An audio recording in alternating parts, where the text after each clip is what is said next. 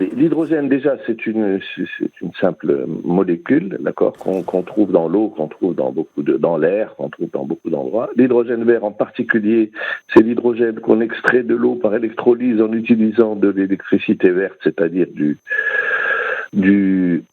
d'électrolyse, c'est-à-dire par solaire ou par éolien. Et alors il est convenu d'appeler maintenant l'offre Maroc, c'est de trouver des moyens de mettre en place des engins au Maroc, de fabriquer au Maroc des électrolyseurs. Voilà, alors c'est ça qu'on appelle l'offre Maroc, parce que s'il s'agit simplement d'appeler à des investisseurs de venir mettre des électrolyseurs fabriqués en Allemagne et puis des panneaux solaires fabriqués en Chine, ça c'est possible, bien, mais ce qu'on appelle l'offre Maroc, c'est plus que ça, c'est d'essayer de fabriquer au Maroc ces fameux électrolyseurs qui vont extraire l'hydrogène vert de l'eau de mer en particulier.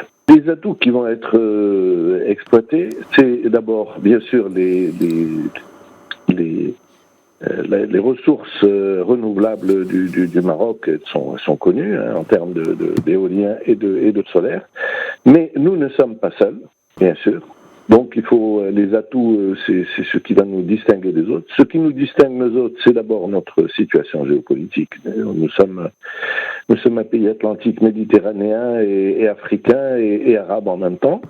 Et un autre atout, c'est que nous avons déjà développé au Maroc des filières tout entières en partant de rien du tout, que ce soit dans le domaine de l'automobile, dans le domaine de l'aéronautique ou bien dans le domaine de la robotique. Nous sommes un pays qui sont capables de développer des filières complètement en créant un environnement favorable, un environnement favorable à l'investissement.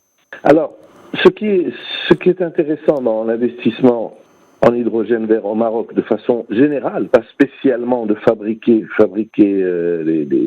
des électrolyseurs au Maroc même, mais de produire de l'hydrogène vert au Maroc présente un intérêt évident, c'est qu'il y a déjà un off-taker qui est là, c'est-à-dire un client, qui est l'OCP, parce que l'OCP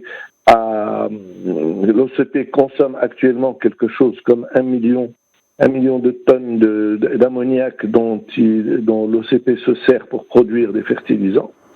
Et il est prévu qu'en 2030, l'OCP consommera quelque chose comme 2 millions de tonnes d'ammoniac.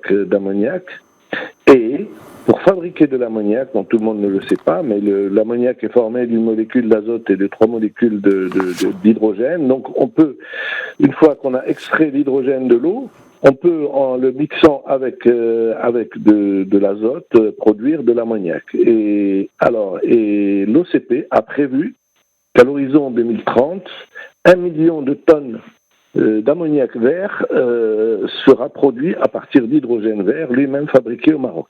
Donc il y a déjà un client sur place, ce qui n'est pas peu.